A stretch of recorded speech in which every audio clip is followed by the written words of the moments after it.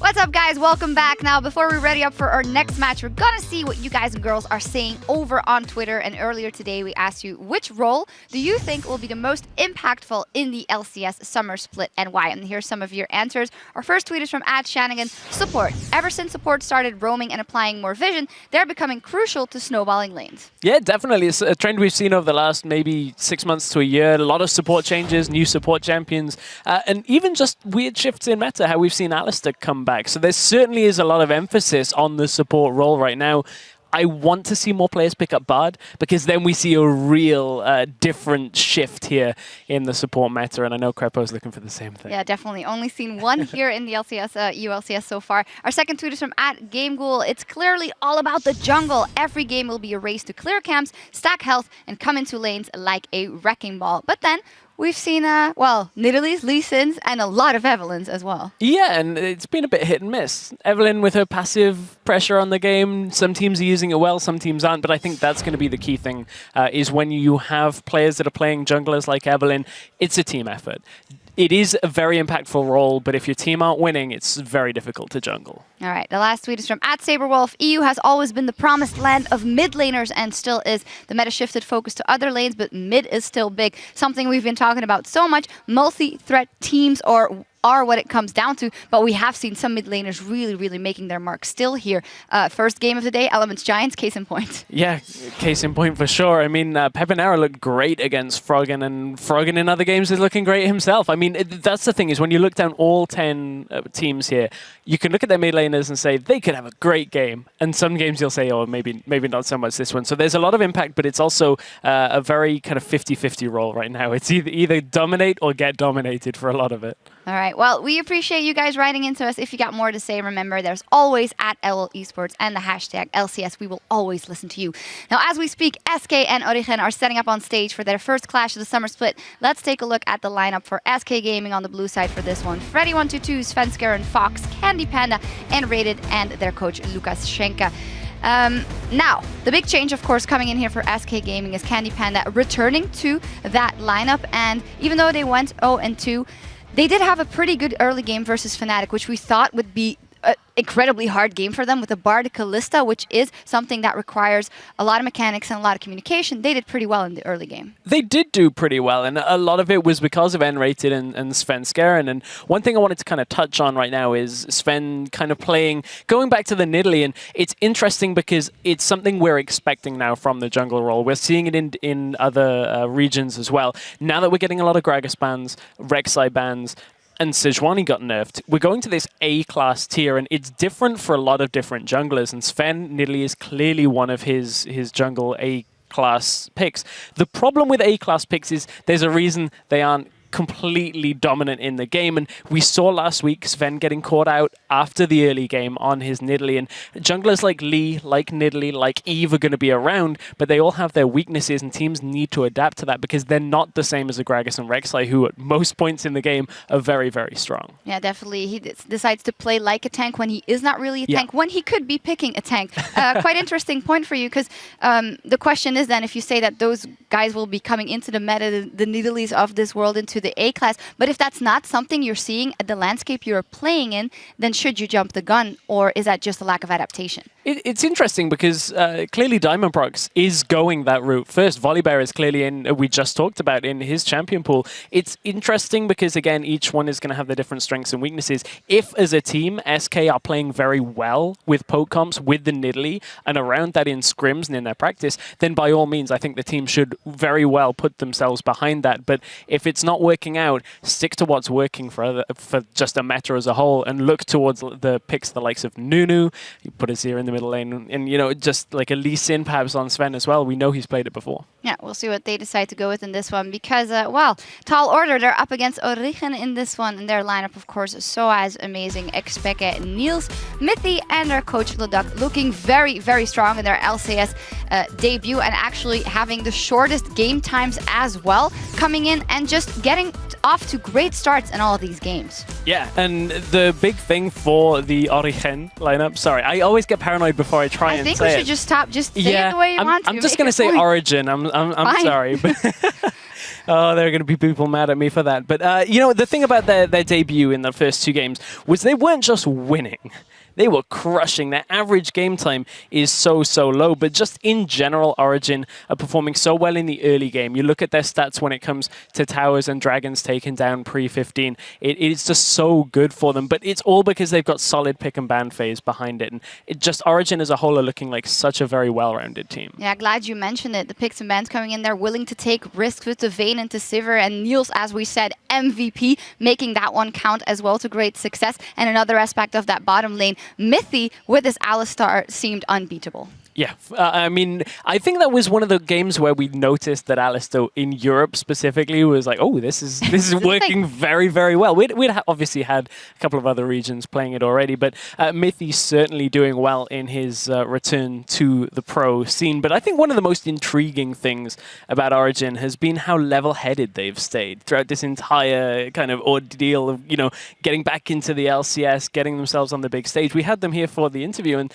they seemed cool, calm, collected all the way through, and it's a little bit different from what we kind of expected from Xpeke looking back at previous seasons. Well, I feel like Xpeke has been a player that now he's built his own team, and he has to be the one also to get level-headed in that and keeping all the players focused, which is happening. If we think about growth potential, it's quite interesting because we say they crushed week 1, but you haven't really seen a style emerge, because if you crush so well early and you get these objectives early off the kills you make happen, then you're not forced into making a late game plan as of yet. So it will be interesting to see if a team does push them a little farther, what they decide to grow into. Definitely. I completely agree with that. An interesting thing to note, I think it flashed up during the stats though, they're 8 minutes faster than Fnatic when it comes to closing out games. So Europe, you're going to have to try and hold on against Origen if you want to look to pick up a win. Yeah, it's quite interesting as well for them. If we look at the damage distribution of their team, Xpeke is at the top there, Soaz is at the top there, Niels is obviously up there with that Vayne, but we know that Amazing is able to carry and put a lot of power out as well if he has to be put in that position. So for them, that definitely bodes well in the era of multi-threats. Definitely. And I'm looking forward to seeing whether Origen can keep playing around Soaz as well in that top lane, because we've seen a little bit of adaptations. They've been flexing picks through mid, through top. It's, you know, there's still a lot of questions for Origen, but they are really firing out some very strong answers to everything that's given to them. Yep. Now, although week 1 of the split may not have gone SK's way, their support in Radiant thinks a little room to rise will pay off for the team in the long run. We were gaining those 8-0 streak, and as soon as we had that, people started analyzing us way more, and just having that against you, working against you, is a ticking time bomb. So I would rather have a slower start, but steady but surely improve, make it to playoffs, and in playoffs show what we're capable of. Well, we'll have to find out whether or not SK have got enough time to improve upon their week 1 performances. Their game against Fnatic was actually pretty good. And one thing to note for Enrated in particular, he has 999 career assists in the LCS. So with one more, he's going to hit the 1K. That's a lot of assists. Quite so. We'll have to see as we jump into picks and bans in a minute or two. Enrated pulled out the Bard last week for the first time. Phenomenal choice. I think his ultimates were particularly impressive. It didn't feel like it was used to the best of its ability. Maybe I'm being a little overly harsh because Sven, of course, on that Nidalee, not the greatest of performances either. We need to see how SK fix the mistakes they had from week 1. Yeah, in terms of Bard ultis, it definitely was alright. Couldn't get the follow-up with his Q, sometimes to his own merit, sometimes to Candy Panda pulling him back. Let's see if Origen respects the Bard or if Mithy has trained himself in the master support ways and as a champion, but we'll see. Well, we'll find out. We did touch on some of the priority picks and bans at the top of the show, Crepo. Alistar was there, Rek'Sai was there, Gragas, Azir, Cassio, and today we've discovered Ryze needs to be added to that list. 2 picks, 1 victory. Let's see whether or not SK or Origen continue that trend. Yeah, history tends to repeat itself. Alistar banned now, swiftly followed by Rek'Sai here. Well, slow and steady. Gragas is up. We do, in fact, see the Ryze taken off the table, so junglers still available, mid laners still untouched, top laners a lot available in the pool. Both of these teams really using the time to the best of their ability. And if you're wondering why there's only a 3% ban rate of Alistar hits, because it's based on the entirety of 2015, not just the summer split where it's very prevalent. So a lot of games have been played. Alistar hasn't always been That top pick was very niche actually quite a while ago, but somehow that Unbreakable will finds him a way to get back into the game every time now. I remember Alistair top not too long Not ago. too long. Well, Worlds, It's quite a while. not too long. Depends how you look at it. We're in the 2015 season. It's been a long time. But this is the first time I've seen bans taking this long, Crepo, in the summer split. Gragas is off the table, 1 pick remaining for Origen. Yeah, and definitely that vital third ban here, but SK Gaming on blue side have to ban the Rise themselves. Could have maybe waited 1 rotation with that ban, but they like to have, both teams like to have a reactionary third ban, right? So they can plan out what's going to happen here. Rek'Sai is out, Gragas is out, and I think this is good for Svenskeren because he refused to play those champions anyways. So he has trained himself in the ways of not playing those 2 champions, so he might be a step ahead here. Let's see what Amazing does. Did play Evelynn last week as well. A little bit of a routing issue, but overall solid performance. I've definitely got my eyes on Sven. His Lee Sin went 0-4-1. Considering how well Svenskeren performed in Lee Sin in the World Championship group stage. Mid laners, with the exception of LeBlanc available, Azia's there, Cassio's up. Morgana's still on the table, Pekka ran it last week. I mean, these teams are really using absolutely all the time. We are on 5.10. We're on 5.10, and Echo's not the only champion that's not available because he's too new. Yeah, definitely. Evelynn coming out, stealing it away from Amazing since he played it last week. A more meta pick that we coming out from Svenskeren here is generally picked in third succession. Gragas 1, Rek'Sai 2, Evelynn 3. Usually, Origen will likely react with a Sejuani counter pick unless the Volibear has inspired Amazing. Given history, I doubt it, but one would never know. Thresh. Is that locked already? I think it is locked in. That's what it looks like. So a lot of time for SK to prepare for that Thresh. And take note that Soaz played Rumble in both of the games last week. Pretty good stats overall. 5-5-21. A lot of assists on those equalizers. It is available, but as is Maokai, as is Na. However, Origen are going to go for the top lane pick. Take my job here, quick shot. With the use of statistics, and I love it because history tends to repeat itself. You predicted 2 of the first bans, you predicted the Rumble. What is SK? You want to reply with Trevor? That's not fair. That's not fair at all. We know they've got their jungle locked in. We know there's no threat on the support, Crepo. So if you were SK, I don't know, my question is now mid lane. That's my real interesting one this game, because with the exception of LeBlanc, who are they going to put where? Yeah, so I've said this before. If you're expected to be able to get counterpicked on mid lane anyways on last rotation, then it might be wise to reveal it here anyways already. In addition to that, add your support because you match what Origen has given away in terms of cards on the table, and that will net you 1 counterpick on the boost side, and then eventually you'll get 1 more counterpick on the side of Origen right here. So we see the Kalista locked in. So another approach you can take, get a priority pick instead of just getting a random support pick that they can't steal anymore. So Kalista coming in. We saw Bard Kalista last week, worked relatively well. Azir is one of the mobile mid laners left. If Origen goes for Cassiopeia, Bard punishes that incredibly hard. So let's see what Pekka comes up with. And also important to note, if memory serves, SK locked in the Bard as the final pick. Yes, it was. So they looked through all of the options available before opting to go in. There's a lot of squishy champions on the side of SK. A lot of mobility, so we'll see whether or not Soaz can hit effective equalizers, considering almost everybody can hop, skip, or jump in one form or another. Yep, definitely. So any ranged champion will synergize well with Kalista in the sense that their passive can proc a lot and could work against the likes of a tanky Urgot. Urgot doesn't really build that much HP when he gets tanky because he goes for the Frozen Heart.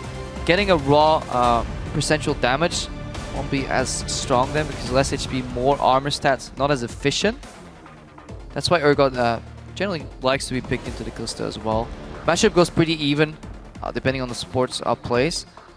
Hovering on Annie here. Mixed success from Unrated last split, but definitely a good engage tool.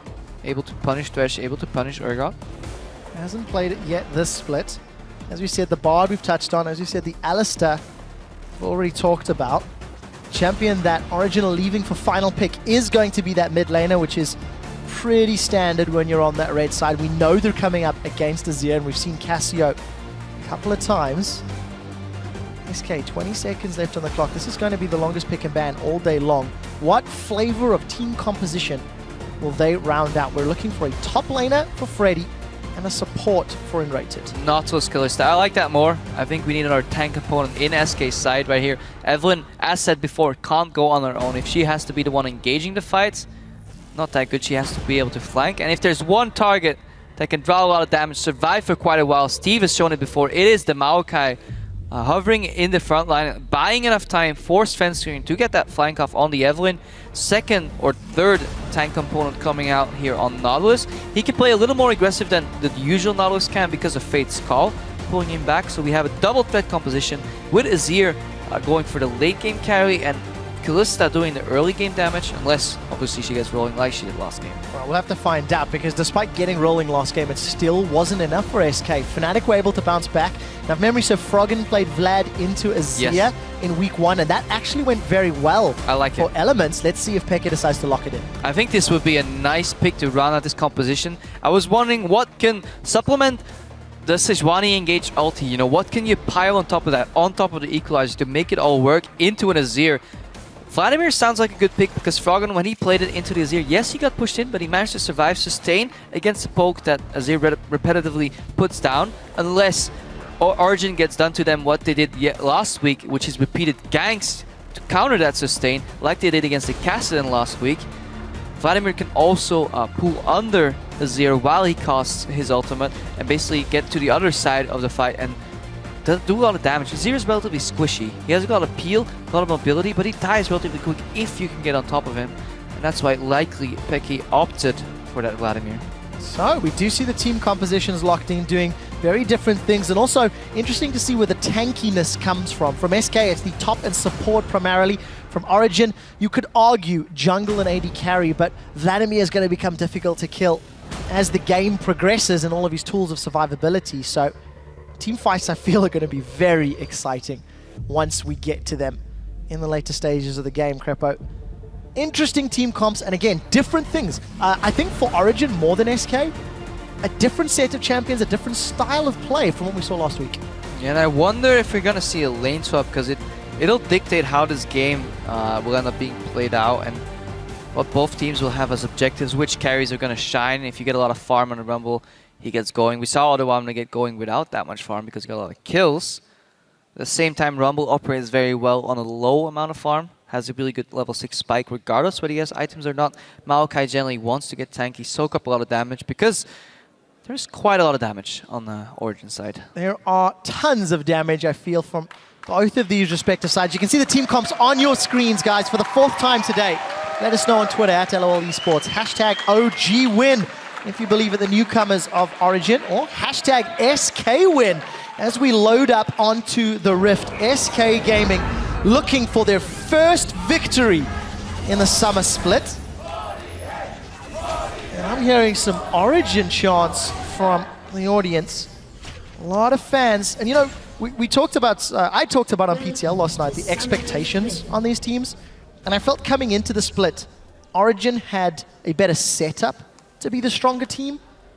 And we'll need to see whether they can actually prove that against SK, who obviously had their speed bumps in week 1. SK definitely had the speed bumps, but let's not forget they're a very experienced team. We saw the stat line earlier in the introduction, 999 assists for Unrated, so I will be keeping my party hat ready because I think he'll hit 1,000 in this game. I think it's a safe bet with a Nautilus that's going to be lobbed in from Fate's Call. Let's take a look. Nautilus, I choose you. We take a look at the early warding pattern. Defensive starts from both teams. No wards really beyond the river from respective opponents. And Narrated and Candy Panda setting themselves up for a potential invade, but I really like this bot lane matchup in a sense because it shifts the way it's played when people can get a camp or not. If both teams get a camp, the lane is actually played a lot different. Whereas if you don't get any experience due to the proximity to level 2 spike, but sadly, you will not see it played out because as we thought, there's a lane swap coming out because Rumble, double jungle is relatively well and operates well on low farm. Also, this removes the threat of Evelyn coming top early, having that twisted advance, and we saw how potent that early gank timing is, and Huni fell victim to it. He did come back a little later in that game. But let's get back to this game, Trevor. Alright, well, we are back in this game. The lane swap has in fact taken place. Niels and Mithy up top. Mithy with a ward in the jungle, and Freddy has made his way back to lane. We know he loves his farm and experience. Yeah, this is the signature SK lane swap that I would have liked to see changed, because I think there's a way to abuse this. SK likes soaking up XP, so we'll see Origen likely react with a 4-man top dive. Well, we'll find out whether or not they can make it work out.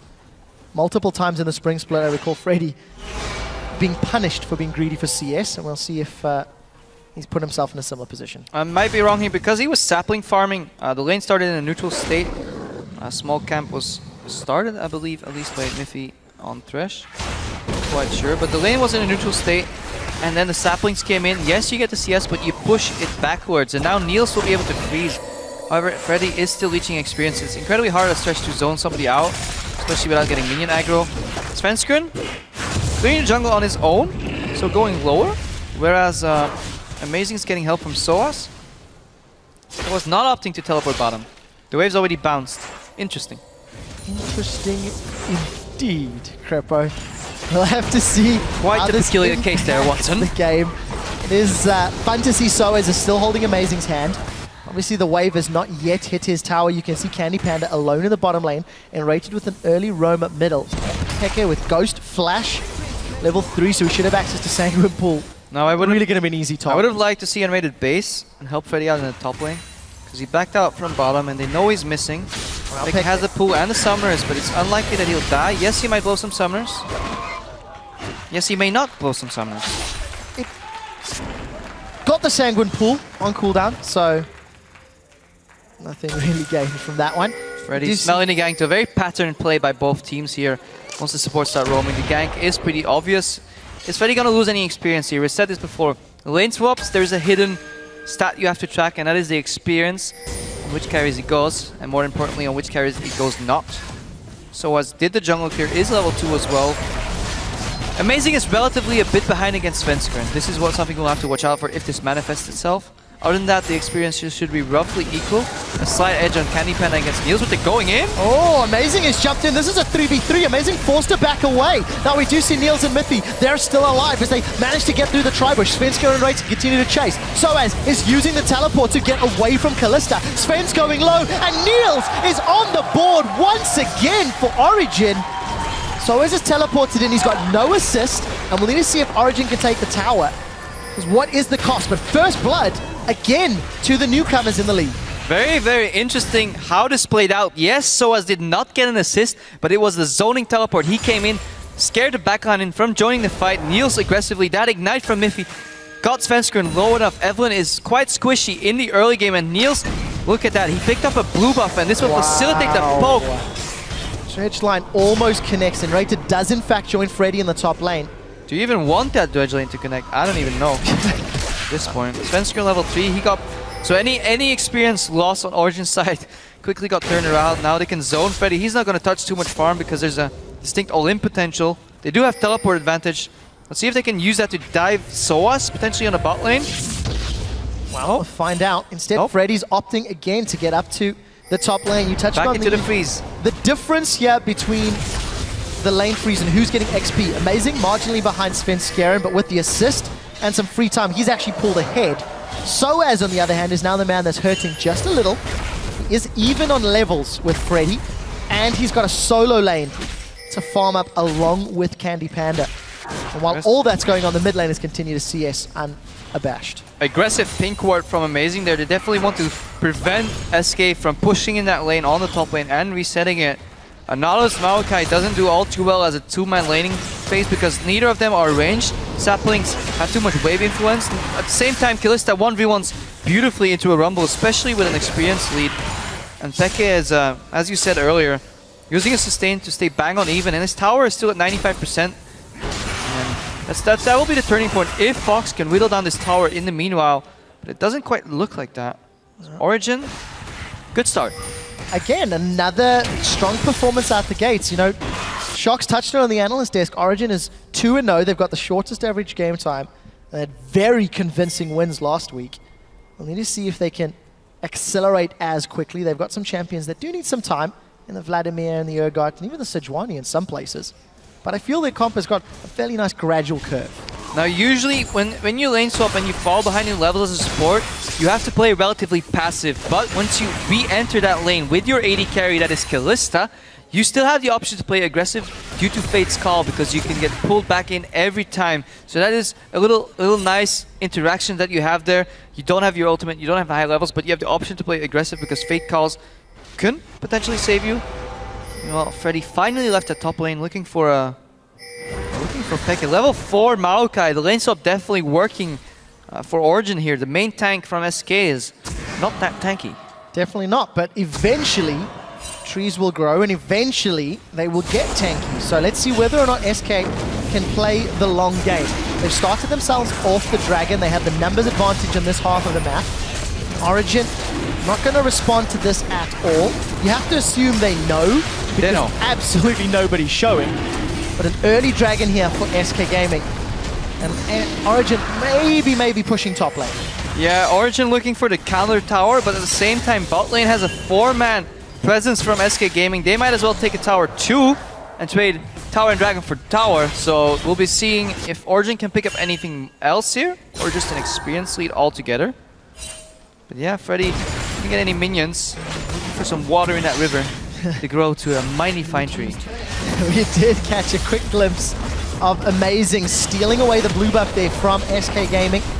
Didn't catch whether or not it had been equalized by SK. I don't believe so, but something, Crepper, you keep talking about in these lane swap scenarios. Each team in control of one half of the map. But it looks like Origen getting more damage. I mean, higher advantage. They stole the blue and they're on the inner turrets. Yeah, so they traded blue and tower for dragon and tower, and they want to get some damage on tier 2. Usually this tier 2 tower doesn't fall in these scenarios, especially not against a very weak sieger like Urgot and Thresh. So in terms of objective worth, yeah, a little bit on SK side for sure. Origen is still ahead in the lead. They may have gotten some more XP. I didn't quite track the waves too well there. But we're scaling into a very explosive mid-game, I feel. Both teams are mid-game focused. Slider edge. I don't even know who has the edge in late game. a lot of these teams, you know, have factors that speak forward, but I think mid-game is definitely where we're going to see a lot of action. I certainly hope so, because we're hitting 10 minutes. 1 kill to Origen, 1 dragon to SK. Even on towers, and 1,000 gold separates the teams. Very quickly want to highlight the mini-map. We did see Origen getting some deep wards down in the top half of the map, and actually these two teams are not particularly strong in the vision game, Crepo. Ranked 6th for SK, 7th for Origen when it comes to wards placed across the map. So we'll need to see whether or not that comes into effect. A lot of flanks could determine these team fights, especially if Sejuani gets a good glacial prison. So FLICKR has a backup of N-rated on this invade. He'll move himself into the jungle. And now it looks like the respective halves of control have swapped. Origen have said, we would like the bottom half back, and they've booted SK out. Yeah, brute forcing here. No teleport to help Freddy, because he is the one with the teleport spell. Always, if you want to split up the enemy team, just engage on the teleporter, because he can't assist the other side of the map. If you go to the other side of the map and you try to brute force something there, Freddy can always join in, and that leaves usually your AD carry exposed at the bottom lane. This is why these teams usually go for these mirror plays, because otherwise teleport advantage is quite big. So as doing equalizer to stall, FLICKR's going in. Well, FLICKR has almost soloed him out. There's no equalizer for Soaz yet. Tower secured for Origen in the bottom lane, and minion waves making its way up top. So Soaz down on CS, but his tower's still alive for a few minutes longer. Yeah, they were a wave behind. SK is a wave behind right now. Can Origen capitalize? And I don't think they want it just yet, Crepo. The rest of the team's moving up to the middle, in fact. Flash is available. The dash as well. If Amazing connects with that glacial prison, Fox is in trouble. Fox, that's so close, but the death sentence! So close. But very sly. Fox does not get caught. And this was the chance for Origen to even out that play. So Soa started that in the top lane by slowing that minion wave down. Origen was ahead of the tempo, managed to go mid, and had an opportunity to snowball. SK denied that opportunity, and now we're bang on even again. So let's take a quick look at the situation. 2-2 on towers. Origen unable to secure that gank. We do see Soaz 20 CS down, but he's not a champion that doesn't necessarily need the farm. Well, eventually he does. Eventually, but he's happy enough with his ultimate for now. 4 sweepers on the side of Origen. Not something you see every day or in many games. Let's see if they can deny vision. As we do see FLICKR, he's about to get surrounded. FLICKR does not have Agony's Embrace. He's knocked backwards. We do see the Sanguine coming out. And it's saved by Miffy. Great save by Miffy, but I feel like FLICKR could have used the Sanguine Pool a little early, as we said earlier. Once the animation starts, you want to duck under that wall, get out of there. Good save, but that was a little bit too close to wear. Close for comfort. FLICKR does manage to stay alive to fight one more day. Origen looking to find another objective. You can see Soa shoved up the top wave. FLICKR seems to be meeting the bottom wave.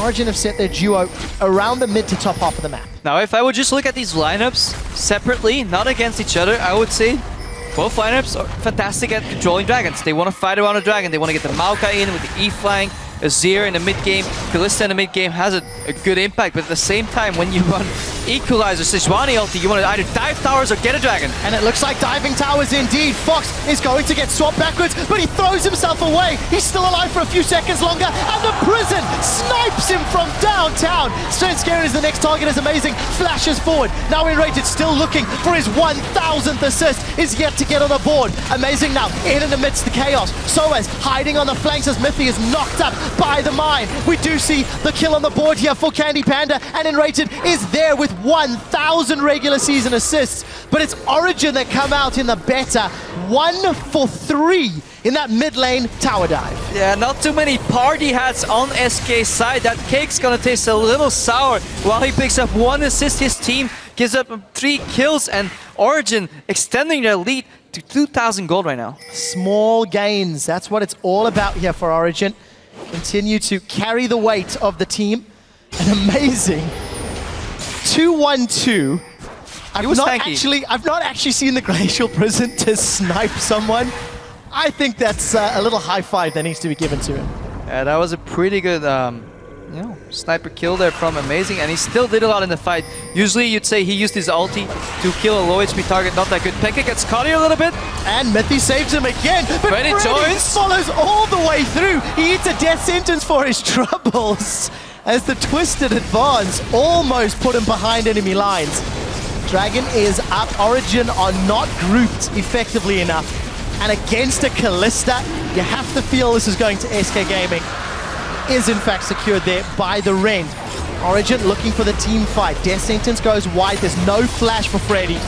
He's going to be the sacrificial lamb for the Dragon. Stalling it out as long as he can. Not even going to give up anything further. So Origen with their 5th kill of the game. And they're still chasing Crepo. More action in the jungle. Oh, Death Sentence saved. Glacial Prison connects on Candy Panda. Nobody else from Origen wants to follow up. Soaz is held onto his equalizer, and this has gotten a little bit awkward now. Fox and Sven are slowed, but again, nobody can catch up. FLICKR is trying to chase, and honestly, this is just a little bit of a weird passage of play. Origen trying to eke out an advantage or trying to find an angle for a team fight, and they were unable to do so. Yeah, they realized they were the stronger team 5v5 once they had all their members, and they didn't make the mistake that a lot of teams do. They waited for Niels to get to that fight. They wanted to fight on even numbers. If that meant they had to sacrifice the dragon, sure. Miffy tried to get the hook there on Freddy and kill him. Freddy juked the hook, but juked into the pit. And we saw that Origen was tracking cooldowns. How did we see that? Because they didn't all greed for that Maokai kill. They kept 1 or 2 members in the pit. They knew he didn't have any flash, so there wasn't any pressure to take him down. So some of the members of Origen already started rotating toward the mid lane, and they were trying to stay 1 step ahead of SK Gaming right there. So very smart play from Origen, heads up, making sure they don't give up more than they need to. The thing is, though, when you watch some of the European teams, and actually this is something that we talk about when we watch LPL teams, it almost feels like when a Dragon is available, a team fight will happen. Like, regardless of the scenario, regardless of the setup, it's like, look, Dragon's going down, you've got to fight for this. Fight alarm. I have got a quick note from production. We will have a client restart to solve one of the problems. I believe it's on Neil's side, as we can see. But I want to step back from sort of the story of the game, Crepo, and just look a little more specifically. We're 15 minutes in. Freddy has got 60 CS. Soaz has got 42.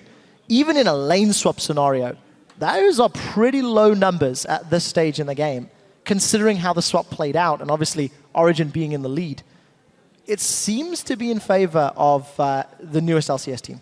Yeah, Origen is quite all right with that, as long as the remaining members of their team get enough CS and at the same time do something efficient with that, and they won the fights, the crucial fights. The game was even in terms of what happened on the map tempo-wise, but then once the fights started happening, Origen came out on top, and then they're all right with that.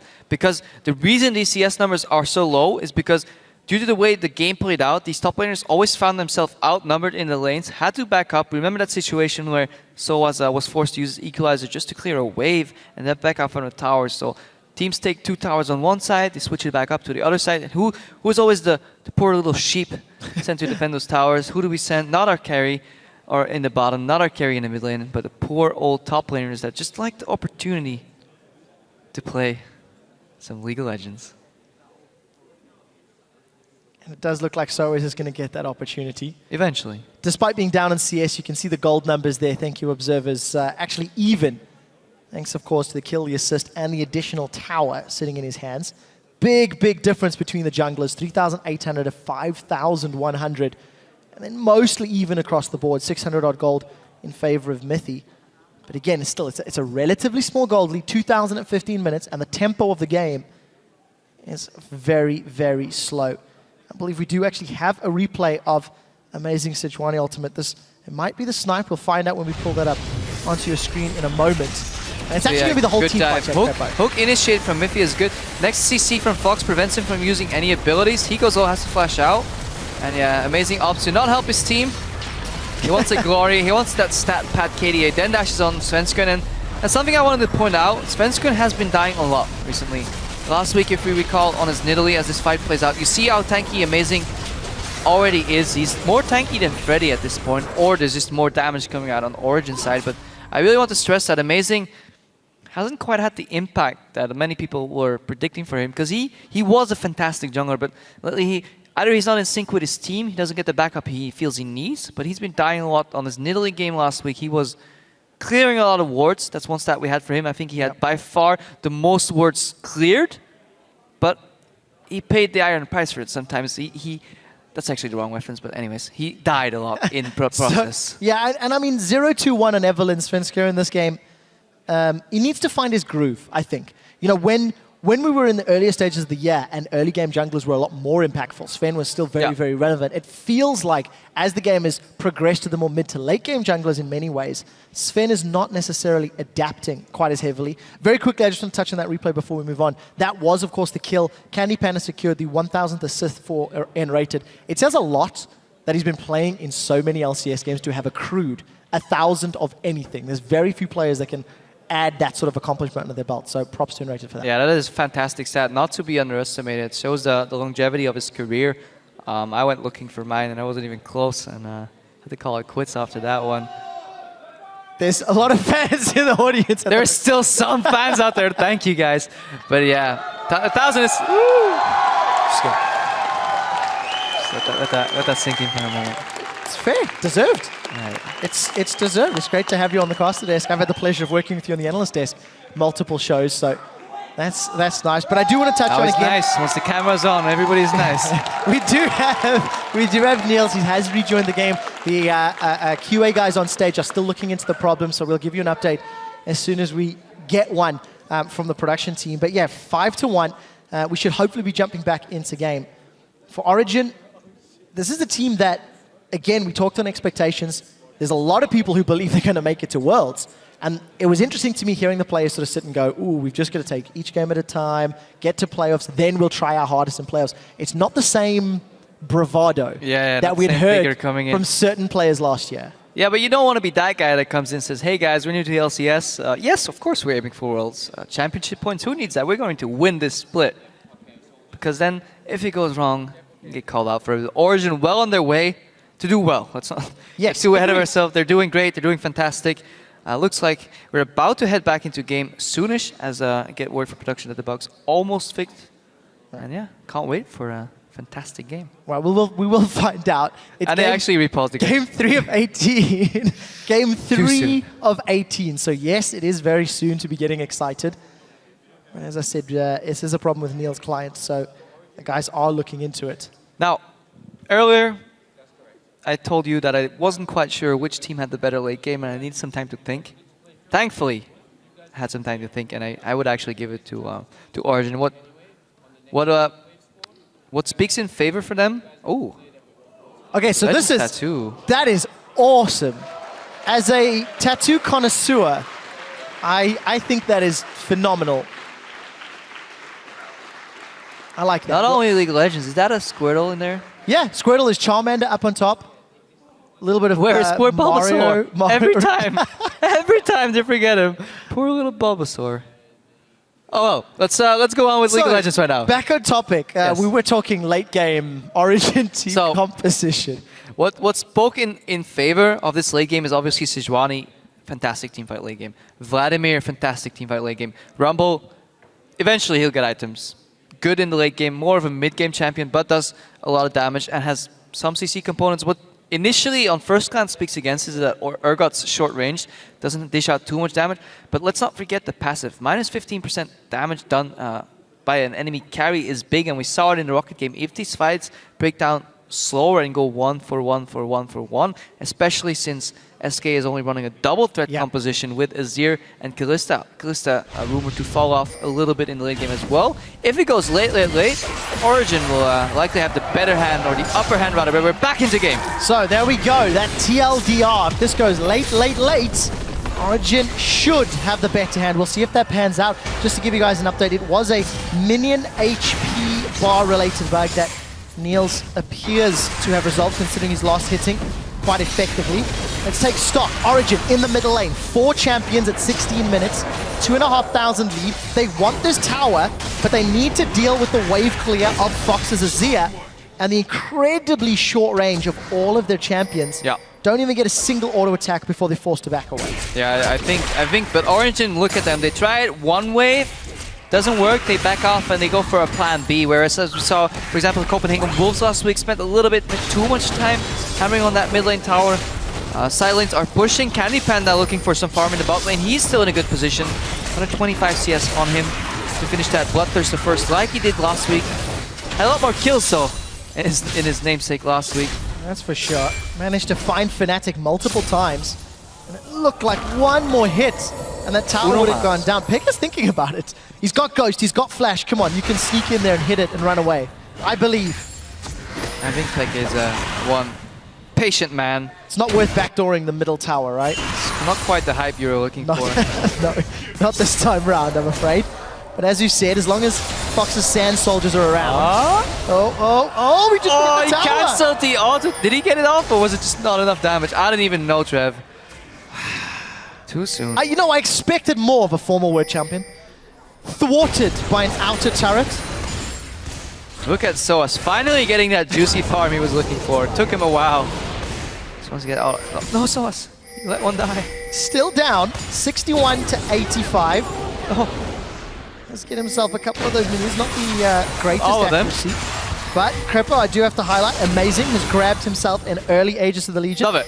I know that's something you're particularly fond of. Have been for a very long time. I mean, look at it. Nope, no fight happening here. Hook's going wide. If you look at the magic damage coming out from Maokai, Azir, Evelyn, and Nautilus, definitely low amounts of damage. And Miffy wants that tower, but Amazing gets it. He wants everything. Snipes the kill, gets the tower. He's ready for this game. Amazing is trying to show off today. 100% kill participation. And tower participation. And tower participation. And obviously sniping participation. But let's take a look at the situation, because Candy Panda's down bottom. He's pushing the inner turret. We do see Dragon not available yet. Two of them have gone to SK, but it's Origen that are grouped up in the middle lane, and Soaz has gone to defend. Teleport's open for both. Yeah, and if SK opts to defend the tower, while being outnumbered, you wouldn't be surprised to see Origen just straight up die them. Right now, Soaz is on the bottom, dealing with Candy Panda. 4-man heading Origen squad to the top lane. Teleport's ready. This tower's half HP. SK will have to be careful. Well, it looks like the tower is going to go very, very low. Svenskeren can potentially engage. Death Sentence does not connect. So tower down to about 20-odd% HP. And look at Soaz in the bottom lane, because Candy Panda's retreated. He's recalled, got that recurve bow, and he's trying to join the rest of his team. But I think You know, yes, SK got that bottom tower.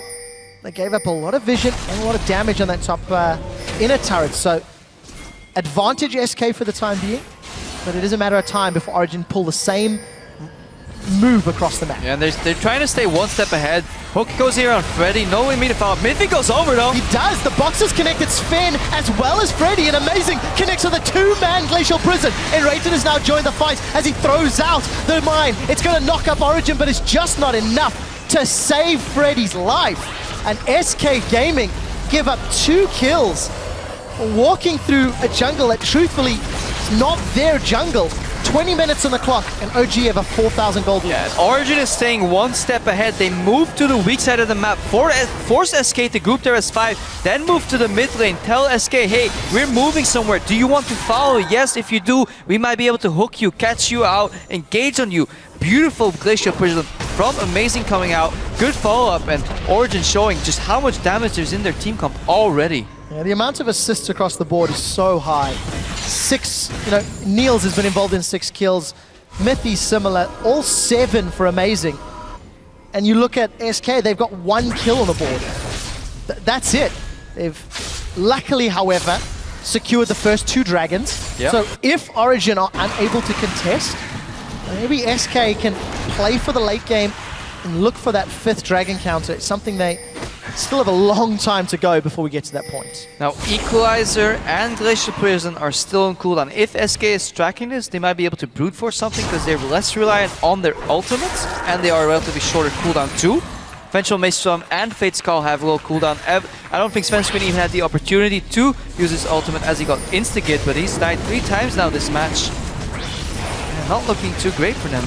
It is not, but what is looking great for Origen is the fan support. 88% of you guys voting on Twitter with that hashtag OG win are believers. Dragon down to 1,000 HP, 800 HP. Who's going to secure it? It looks like it should be Amazing. He's got Smite available. He's holding on to it. Death Sentence connects on Fred in the Equalizer. Splits SK up. We do see the Hemoblade coming down. And Sven will be popped by that one. Amazing with another kill on the board as FLICKR gets the first of his own. Emperor's Divide will divide the map. And Freddy and Sven give up 2 more kills as Origen grab the first dragon. Orange is not doing the dragon. They're basically luring SK in, tangling that bait in front of their eyes. Do you want it, SK? How badly do you want it? Walk in and get roasted immediately. Equalizer comes in. Glacial Prison was even held or was still on cooldown. And the sheer amount of damage on this squad is just fantastic. Well, Fox gets caught out by the position reverser. FLICKR gets 1 more kill. And look at those item spikes. Locket, Leandries, Mirror Mana, Black Cleaver, and there's a bunch of gold that they're sitting on to spend. Yeah, and the Locket is finished for added tankiness. Niels is tanky right now. Amazing is tanky. FLICKR is slippery. We're going in for round 3. Well, let's see. And Rated forced to flash away as Freddy's now joined. Miffy puts the box down once more. Another kill on the board to Candy Panda before Freddy gives up his 5th death of the game. Origen trade what was effectively 2 for 1 because Fox was caught out and it looks like a tower. Yeah, we saw Candy Panda in the feature earlier today. Needed some time to get this roster going. 2-1 or 2-0 right now, but the top side of the map for SK Gaming. 0-5 as you said on Freddy, 0-4 on Svenskrin. Combined 9 deaths already. That's a whole lot of deaths, Trevor. 2 of the strongest performing members of SK from the spring split. Still trying to find their groove in the summer split. Origen have got themselves 11 kills. They've got themselves a 5,000 gold lead. And look at the assists across the board. And again, Amazing, 10 of the 11. I mean, he's played, I believe, 3 different junglers in 3 different games. Evelyn Gragas and now Sejuani. You expected the Sejuani in picks and bans. And Amazing is delivering. He's showing up. Fantastic performance so far. 10 out of 11 kills is huge. That's such a high kill participation for a relatively weak early game jungler. That is Sejuani, and that might prompted Origen to do this lane swap too. Just get Sejuani through the early game. Don't give Evelyn the opportunity to be invisible, because in lane swap she has to show her face. She has to help push those towers down, and you remove that extra pressure component on SK's side. And we knew before SK's lane swap was relatively predictable.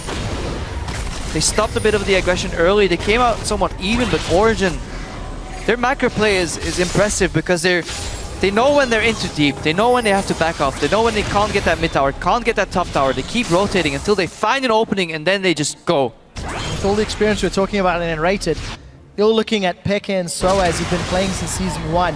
Amazing. And Mithy, who've also played and on world stages as well. It's very difficult to find another team with that level of pedigree and experience over multiple years of competition, over multiple countries as well. And Origen is feeling safe enough to fan out relatively far from each other, and this forces SK to stay on the right side of the map. Baron is a bit of a threat. SK has to take the safe path to get to that bottom tower, so that takes very long. The tower finally drops. Look at the amount of pink wards coming out from Origen. You said earlier they don't ward all too much, but what they do ward, they do quite efficient, if I may add. And I'm really a fan of how Origen they've taken them 3 rotations top to get the tower, but all 3 times has been safe and secure. In the previous attempt, Origen bagged themselves 2 more kills out of the deal as well. There's SK's vision though. SK wants that bot lane wave to hit to force at least somebody from Origen back to show his face, to make it less likely that Baron's being started. Obviously Soaz will go with the teleport. Amazing is still in the pit. You don't see me, here we go! He's got a 3-man Glacial Prison! Origen are looking for another team fight as Freddy has managed to zone away Origen, but a long-range Acid Hunter secures another kill for Niels, and Soaz is teleported in. He's put the equalizer down, he's got himself a double kill, he's burning them down as Niels gets a double of his own, and Fox is set to retreat. Origen get themselves 4 kills. And Amazing once again with a phenomenal engage. I love what Origen did. They showed a couple of members. Soaz in the bot lane, somebody else on the right side. They thought the pit was clear. Somebody was going to ward it, but Amazing comes out with the Glacial Prison. Miffy drops here. Is this Baron going to go to SK? Well, let's find out. It's only Fox left. Fox is in trouble and he's down. The answer is no. Baron is up. Amazing. He's going to join on the Baron play, and Soaz very close. Calculated indeed. Only does he like his baguettes, he's also very good at math. Yeah, they're walking in and they want to get that ward in the pit, but beautiful Glacial Prison, 3-man. And SK is forced to use all their offensive tools defensively, and Rated goes in triple knocker, but what does it accomplish at this point? Your carries are already dead, Fox can't join the fray, he's zoned down, he has to back out, eventually trades his life for Miffy's. Not quite hashtag worth, if you ask me, and 3 kills on SK's side. 16 for Origen. Well, day and night between these teams. Finn and Rated, they think they've got one up. They do catch Niels. Finn is now putting damage down, but look again! Another long-range twisted advance, and this has brought enough space for FLICKR to join the fight. Mithy and Niels get one more kill onto FLICKR, and the equalizer went down south as Freddy is being chased down. Soaz is going to get the burning kill onto Rated, and Freddy is left to fight against all of Origen. And it's just a matter of time before 4 more members go down. And Origen, SK is doing their darndest best to reduce that kill participation from Amazing. They're running 1 guy to the left, 1 guy to the top, and 1 guy to the bottom. It doesn't matter where you go, Origen will find you, and if they don't find you, they'll just go to your base and kill those towers. Baron buff minions right now. Azir will have an impossible time clearing his wave, and this tower is very likely going down. well, tower below 30% HP. SK have respawned. Do they want round number 7? It's not worked in the previous fights, and with a 13,000 gold deficit, I don't think team fights are the right way to go. And we went back to these compositions, and we said early game a little stale due to the lane swap, but the mid game was oh so explosive, but most of the dynamite found itself on SK's side, blew up in their face, and couldn't quite get on top of that one. Origen now 20 kills to 3. Oof. Very reminiscent in a sense to the Gambit Elements game. However, more equally traded towers here. But we see the added tankiness coming in. Amazing is tanky. Soaz has some of the shields. Niels has some of the shields and the tankiness from Urgot. FLICKR is pretty much untouchable, and Miffy will be the only one in the fray here. Ready to get popped. Well, Mithy does get caught out. He's put the box down. FLICKR's thrown out the Chemo Plague as FLICKR, and it gets dropped. We do see the Emperor's Divide knocking everyone around. It's enough to get a kill on FLICKR, but not enough for anything more. Fox gets swapped into the rest of Origen. 4 more members down. Niels is continuing to chase. Acid Hunter's not connecting yet. A third one misses. By Candy Panda. Auto attacks are not. Amazing looks for a further kill. He's going to need to back away. As Candy Panda survives the team fight, but Baron still being used. Origen in great position. Yeah, as many skill shots as Candy Panda can dodge, eventually you'll have to hop away from the boar on Amazing. Just can't quite get in reach, and SK just doesn't even have the time to do any damage because their members drop instantly as Origen dives in. Glacial Prison, Hemo playing on top of that. Miffy starts a fight with a good box equalizer. You gotta stand still to do damage, and when you stand still, you just get burned alive. And brutal fight. Watch that equalizer. FLICKR, I think he gets one haste spike, one ulti off, and he's dead. Emperor's Divide, zoning a little bit, but not enough. Doesn't matter where he casts it. Any direction at this point, where he does it, any distance, is not enough because nobody cares about that tower. Amazing will just tank it for days. Origen now looking to close the game out. 30 minutes is about to breach. FLICKR was already survivable. He's got himself an hourglass. Time is ticking. Let's see how Origen decide to close the game out. Baron has worn off, but just the sheer lead they have is exquisite to watch. And for SK, we do see them jumping on FLICKR. FLICKR's got that hourglass. He's going to get run down here by FLICKR. Zone, yes. He's going to be able to get a little bit of sustain back. Hourglass is not even going to get used as FLICKR goes down. It's a small little mistake, but Niels may be able to close this one out. He's found Fox. Fox does the little shuffle dash sideways. Not going to be enough to survive. Amazing. 1-on-2. He's thrown down the Glacial Prison to stun up SK. Freddy and Enrated on retreat. Enrated pulled up by the Fate's Call, and he throws himself back in. Soaz knocked up, but Soaz will burn down Freddy as Niels gets the kill credit. Gets himself another double kill. Yeah, this reminds me exactly of the position Gambit was in against Elements. At this point, it doesn't matter how well you place the fights, who you catch, but it'll take you too long to actually finish that one kill that the enemy team will just collapse and kill you in return. And it's such a precarious position to be in because there's almost nothing you can do to come back here, and SK will need a lot of luck, barring a miracle. They have a hard time coming back into this game. Origen looking to close it. Let's see how efficiently they can close it. There's a difference between slowly using that advantage to close the game and doing it in a swift manner, which leaves no comeback potential for their opponents. Something that Fnatic learned a hard lesson on in Spring Split. Trying to close hastily when an opportunity presented itself, and Fnatic would lose to those magically tanky Nexuses, Nexi, whatever the plural is. And we'll see whether or not Origen wait for the next Baron. It's a minute and a half away. Yep. That would be the uber safe thing to do. Well, it wouldn't necessarily be the uber safe thing to do because either they push right now and they probably won't get to the Nexus. They'll take one hit, get chunked in base, likely, then go for the Baron and finish. So you might as well skip that part, control the Baron, get it 100% secure, and then go straight for the Nexus into finish because you just get those minion buffs, your minion waves don't get cleared, and you can eventually get to the tower. Whole wealth of options. But then you can even take the more scenic route around Summer's Rift, clear some of those drones, buffs, dragons, minions, whatever they want. They're in full control of this game. All things considered, Origen's team fights have been so good. Soaz yet to give up a death. Niels yet to give up a death. Yes, they got ahead early and they've been winning the team fights on their terms, but that's just so incredible at this level of play. Yeah, we were talking about how Soaz wanted to farm minions. We were wrong all the time. He's simply farming champions in this game. Involved in 21 out of 27 kills for Origen. Solid performance while he was unlucky in that lane swap. Got behind a little early. Played it well though, played it safe. Lantern comes out. And look at that tower, already 30% HP. So one wave here from Origen. Wow, pretty big wave built up, let's be fair. They do manage to chunk most of the tower out. SK held on to all of their ultimates except FLICKR. So Agony's Embrace is not there. And you see Fred, he's Glory's going, they want flashed over, and another long range twisted advance. He's in the middle of 3, but he's gonna go down because there's no more support from SK. Good flash by Miffy. Something tells me that play was a little bit telegraphed.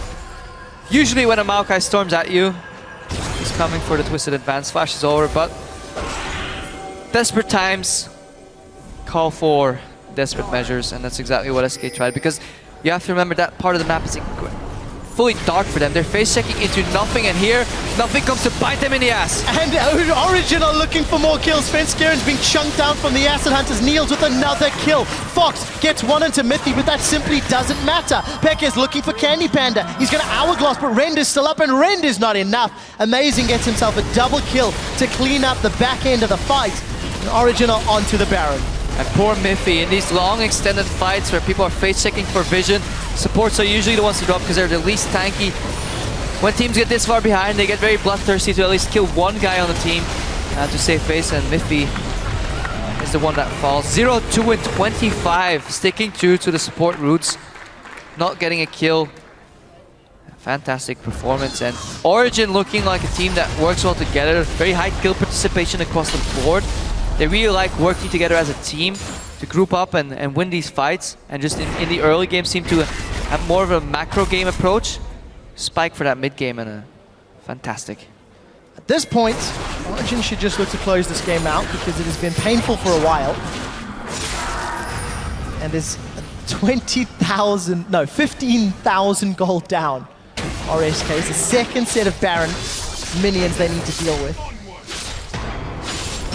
I'm still just amazed at how little SK have been able to do to stop Origen's advances and to stop Origen's aggressive play.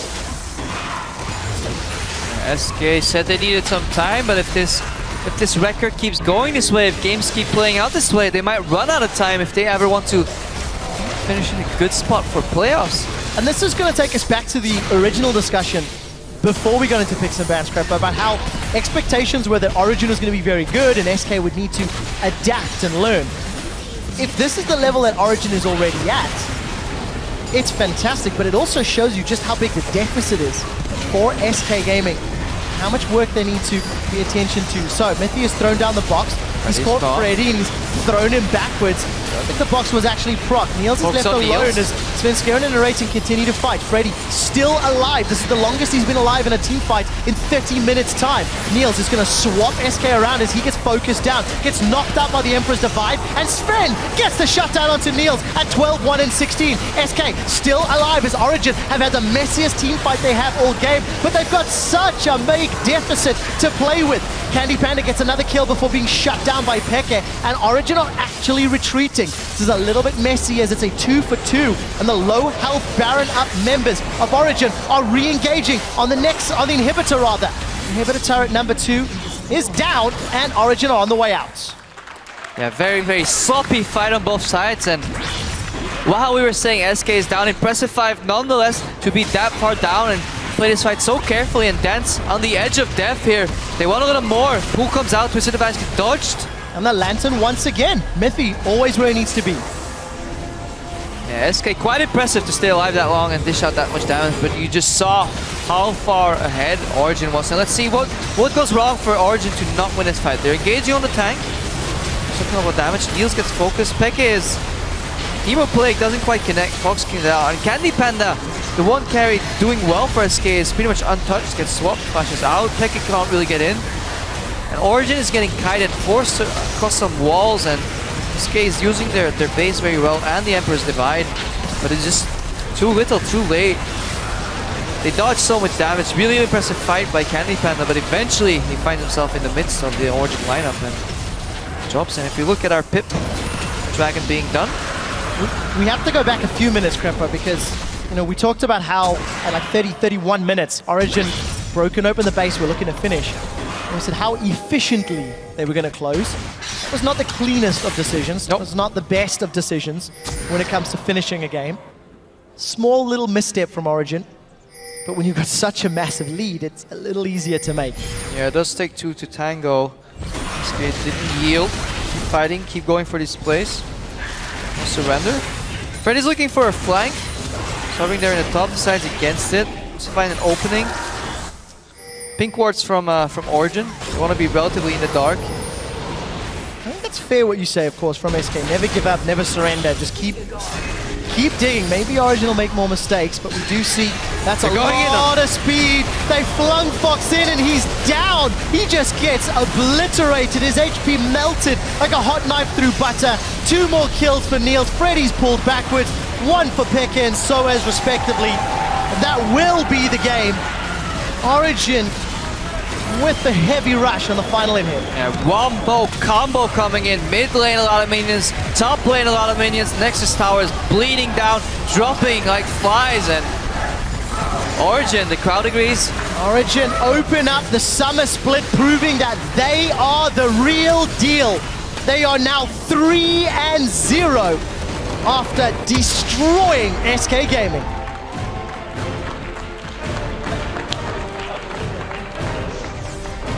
Ever favorite high five hug. But Niels, 14-1-18. SOAS. SOAS. Didn't die the entire game. That was the point I was gonna make. And then he dies into the fountain. KDA for this match stays the same, though 28. It was 8-0 and 20 until the accident. I mean, just the stat lines are ridiculous. Spiraled exponentially almost. It's very rare you see an LCS game like this where a team is so far ahead and pick up so many kills. It begs the question, should the game have ended earlier if you can get this far ahead, but a win is a win. When you can't my take books. towers because you've got melees and Urgot, I think it kind of adds to the equation, but I do share the sentiment. Nah, I think Origen was just having a little bit of fun here, and at the expense of SK Gaming. Let's go back to the early game where the game was still relatively close. Lane swap started. Both teams had a little bit of a mirror play. A little adaptation where Freddy went for his signature. I'm just going to go to top lane and farm. Worked out relatively okay for him. We saw SK send up the backup a little bit too late, but then Origen, they went for that one play, if we recall, where they seemingly engaged a 3v3, but we forgot all about SOAS coming in with that teleport, making it a 4v3. They picked up FLICKR, and one of many, many deaths, and makes me wonder if SK is going to try and fix that for tomorrow or for next week, because FLICKR has been dying a lot, and it relieves so much pressure if you can find the enemy in the jungle, let alone kill him. Makes it easier to play, especially when he's on the likes of Evelyn, who's meant to be like this invisible pressure point. Let's go back to the Feb event interview. He said, yeah, my jungler's invisible. That's why Nuketok's not going aggressive on me. He doesn't know where my jungler is, and FLICKR just didn't have the same amount of impact. No, unfortunately not. A lot of hit and miss performances from Evelyn in the summer split thus far. I like tracking as well the itemization. That was the second time that we've seen the Stalker's smite coming out, the blue one. We've seen 4 of the challenging smites. And only 1 of that purple Ranger's Trailblazer. So interesting to see the itemization. One thing I do want to quickly touch on again, Niels, 14-1-18. For those of you at home, I believe you got about 59.5 fantasy points. 59.5 fantasy points in one single game, which is ridiculous. And as a team, Origen now 3-0. Just looking fantastic. SK have had different weaknesses in different games. I think that's fair to say. Origen, on the other hand, have just shown the same level of dominant play on multiple champions. Yeah, fantastic performance by them. And we've said before, everybody beats everybody, but in the end, Fnatic wins. But now that Fnatic has split up, will the real Fnatic please stand up? Who's going to take it? I believe week 4, if that's the theory you want to go with, it'll be Origen versus Fnatic. That's a couple of weeks away. So for now, we're going to throw it over to the analyst desk to talk about Origen's strong showing versus SK. Thank you very much, Quick Chat. We're here with El Expeque de Origen after going 3-0. Incredibly impressive. Give us the TLDR of that game and how you guys managed to snowball it completely out of control. Well, pretty much that game, I did nothing for 10 minutes. And then we were winning, so that's how it felt for me. I'm just farming, and when I see that my team is starting to get kills, I'm like, nice, Vladimir, all I have to do is farm because we're winning, so we're gonna snowball for sure. That was pretty much my impression. I guess for the rest of my teams, it was a bit different and stressful. The perks of being an owner, just let the rest snowball it out of control. We had you here at the beginning of week 1. I don't want to bait you into any statements after that 3-0, but I do want to know from you what kind of surprised you about how good it is going with your guys' lineup, because I feel like it might be even better than you expected coming in. Is the good thing it has, and well, I knew we were gonna be good because we were good on scrims and we had good level, but I was scared maybe on stage we would be nervous, we wouldn't perform, or something will happen, or we will be scared to try the stuff we do. But it's actually kind of the opposite again. So it feels really good to see that people don't get nervous, they don't get scared either, they're not afraid of trying what we know to do. And yeah, it shows that we have a good level and we're not afraid to show what we know. And it seems like everybody's composed and calm and collected. About yourself, this is now a week into being an owner and a player in the LCS. How does it differ from previous seasons in the LCS for you? Well, it's a bit more stressful because sometimes I worry a bit about other stuff that doesn't have to do with gameplay. But honestly, like what I do is I take a step back. I always focus on the game first. Like if something else happens, I try to be like, whatever, someone else will fix it for me, because I just want to focus on the game and at least trying to keep a good level or a decent level that I'm not holding the team back. That's my main objective right now with everything. So as long as I'm playing, I'm not gonna focus on anything else more than on playing. Yeah, that's very interesting to me. I think you might be underplaying yourself a little bit as well, because week 1, 23 KDA, most damage dealt in your team. It seems kind of that the fact that you also have something else to focus might be freeing you up, and your gameplay is even evolving after this many years. What's your vision on that? I think one thing I do as well is try to learn more from the games I play. Maybe before I would play for playing, like I had nothing to do, I'm gonna play. And now it's more when I play, I actually try to get something out of it. Even if there are some solo queue games that I troll, that doesn't matter. But normally I try to, even out of troll solo queue games, I try to learn or focus. If I'm not playing a champion that I know I'm not gonna play, I try to focus on the warding or on the ganks, checking the minimap. So I think I kind of try to learn more, at least how to not give stupid kills. It's something I haven't done so far, and I used to do a lot last season, like greed and die for no reason. And I think that's the only thing that I actually improve a lot, not giving those kills because I greed or because I don't expect I can. And that's the only improvement I see on myself. Do you feel that in the fact that you are the owner, that you have to be an example for your teammates as well in that? Does that come from that as well? Well, not really. Maybe if I saw like they were a mess or not caring, then maybe I will try to be an example. But they are all really into the game. They play a lot. They want to win, and the approach we take into every loss is really, really good because we get mad like any team. What loss? Scrim losses. Oh. Or solo kill losses. Mostly solo kill losses when people get mad. But normally we take that approach of maybe we get mad, argue a bit, but after the discussion is over, we try to be, okay, what did we learn from this? What should we do? And in the end, we always end up agreeing. Even if we lost 5-10 games in a row or something, we end up being like, okay, we learned this, so it's really good actually that we lost all these games. Ah, the honeymoon phase. Well, congratulations, 3-0 ready for Origen. Now, coming up in just a few minutes, our last match of the day, the Unicorns of Love will be taking on the Copenhagen Wolves. It's an Animal Kingdom clash you won't want to miss, so stay tuned. We'll be right back. You need to get some what? You know, like, be like, "Wah!" and stuff, you know, get some battle shouts. you want to be like, nice, nice. He's still alive for a few seconds longer, and the prison snipes him from downtown. FLICKR is the next target, is amazing, flashes forward. Maybe goes over though. He does, the box is connected, Sven as well as Freddy, and amazing, connects with a 2-man Glacial Prison. Get Maokai first, just get the backline, get the backline, get the backline. I will Canifanda, ulting, is astonished. Just get the backline. Yeah, they're there. Care for Azir. Yeah, just back now. And Sven gets the shutdown onto Niels at 12-1 and 16. SK still alive as Origen have had the messiest team fight they have all game. They flung Fox in and he's down. He just gets obliterated. His HP melted like a hot knife through butter. They are now 3-0 after destroying SK Gaming.